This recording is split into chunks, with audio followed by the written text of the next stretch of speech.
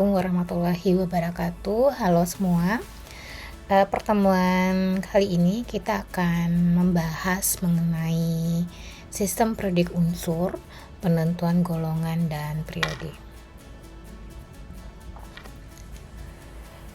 Untuk penentuan periode dan golongan pada sistem periodik unsur, kita bisa lihat dulu ya tabel di sebelah. Ini adalah tabel sistem periodik unsur.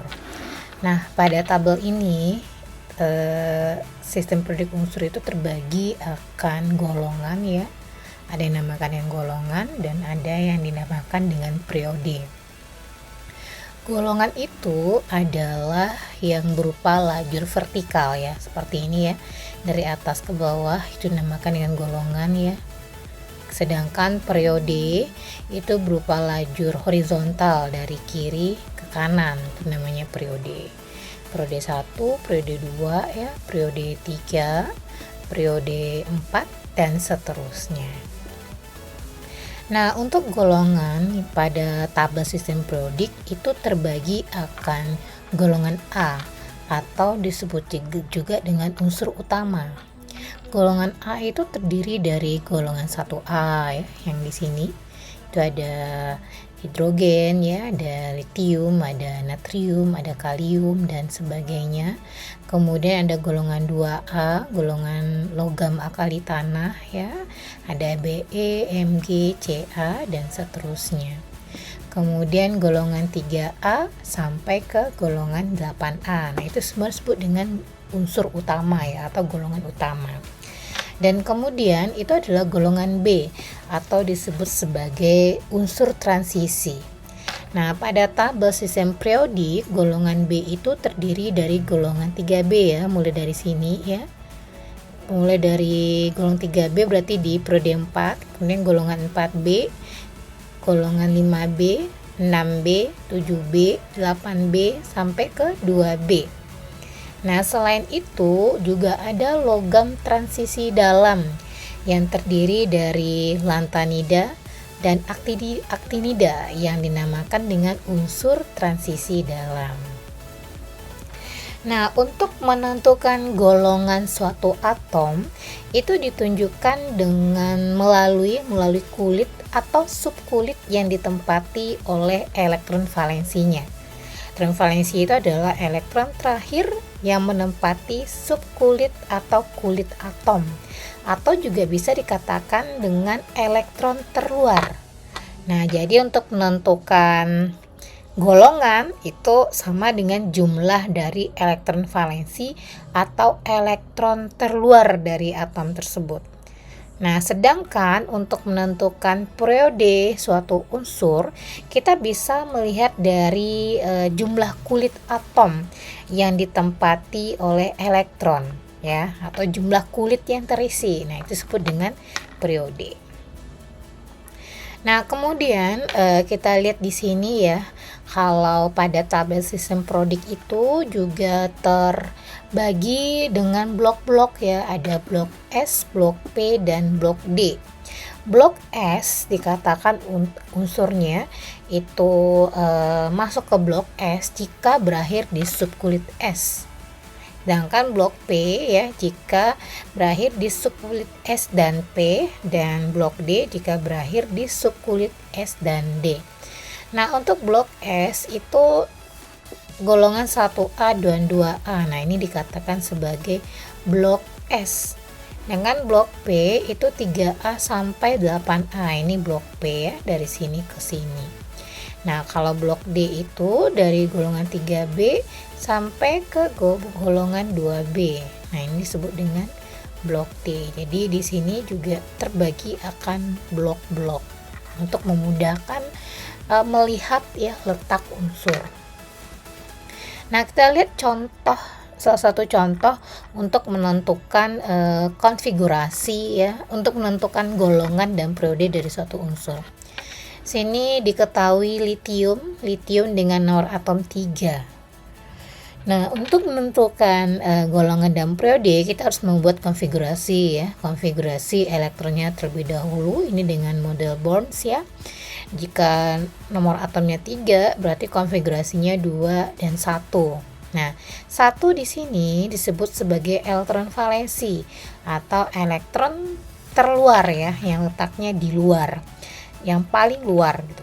Nah, berarti bisa dikatakan ya kalau Li ini golongannya adalah golongan 1. Dengan periodenya jumlah kulit yang terisi, ada kulit 1 ya, 2 ini.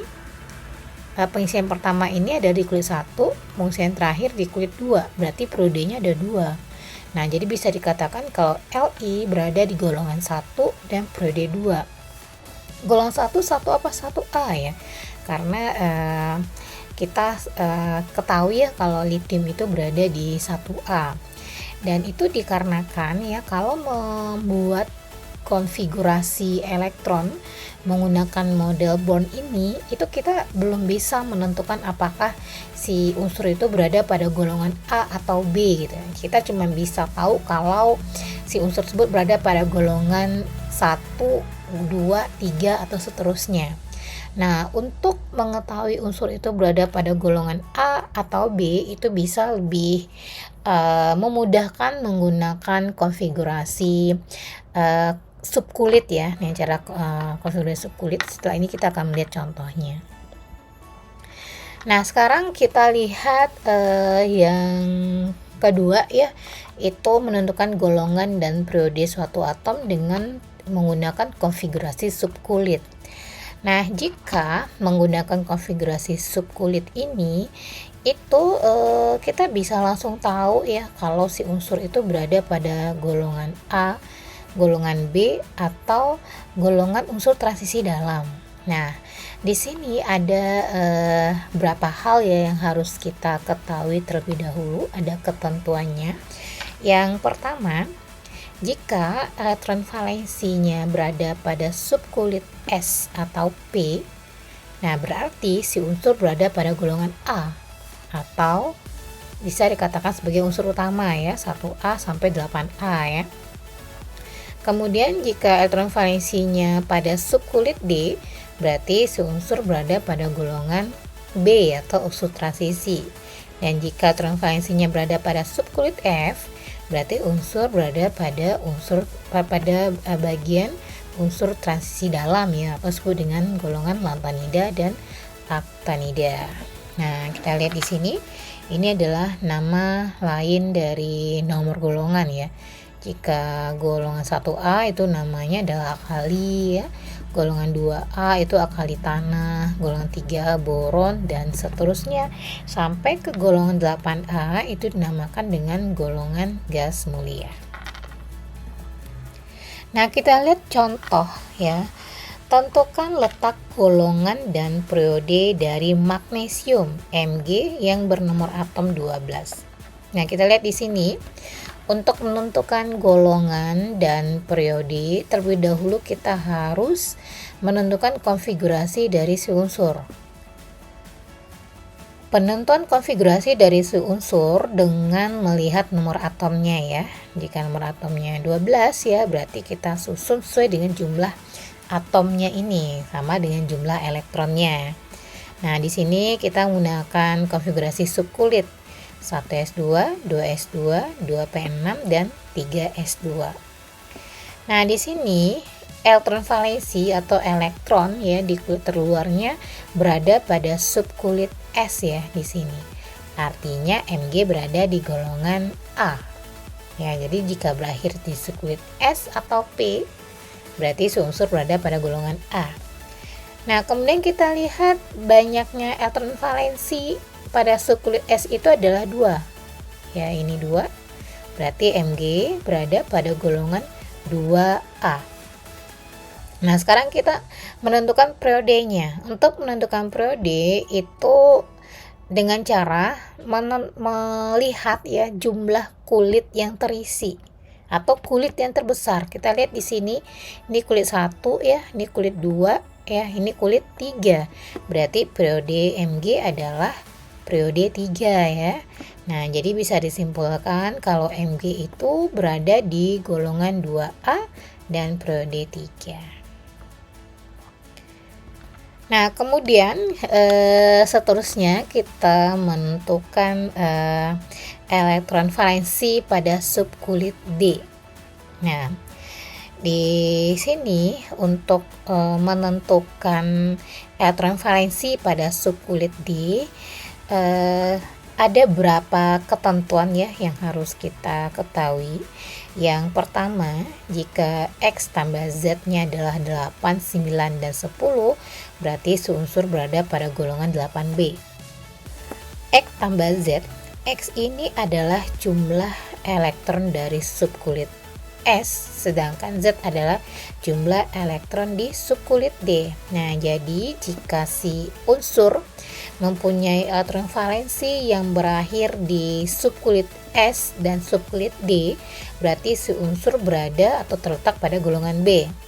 Nah, untuk menghitung si unsur berada pada golongan berapa B, kita menjumlahkan X dan Z-nya ini. Ya, jika X tambah Z-nya itu adalah 6, ya berarti si unsur berada pada golongan 6B ya. Pengecualiannya hanya ini ya. Jika 8, 9, 10 berarti golongan 8B. Jika X tambah Z-nya 11, berarti si unsur berada pada golongan 1B. Dan jika X tambah Z-nya 12, berarti si unsur berada pada golongan 2B. Nah, kita lihat contoh menentukan golongan dan periode atom Cu. Atom Cu dengan nomor atom 29. Nah, kita jawab untuk menentukan golongan dan periode, artinya kita harus bikin konfigurasinya dulu ya. Konfigurasi dengan menggunakan cara subkulit. Nah, seperti ini. 1s2, 2s2, 2p6, 3s2, 3p6, 4s1 dan 3d10. Nah, di sini Cu ya, itu berakhir di subkulit S dan D. Nah, jadi artinya di sini ya, si Cu berada pada golongan B.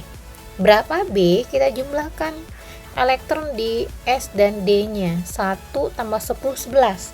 Sesuai dengan ketentuan sebelumnya, jika S tambah D itu 11, berarti si unsur berada pada golongan 1 ya, 1B. Nah, sekarang kita lihat periodenya. Menentukan periodenya, yaitu dengan melihat kulit terbesar yang terpakai ya pada konfigurasi ini. Kita lihat sini ada kulit 1, kulit 2, kulit 3, dan kulit 4. Berarti periodenya ada periode 3 ya. Jadi bisa disimpulkan kalau atom Cu berada di golongan 1B dan periode 4. Nah, baiklah semua, untuk pembahasan materi penentuan golongan dan periode kita cukupkan sampai di sini, dan Anda semua bisa mengerjakan latihannya ya supaya lebih lancar dalam menentukan periode dan golongan suatu atom. Terima kasih semua atas perhatiannya. Wassalamualaikum warahmatullahi wabarakatuh.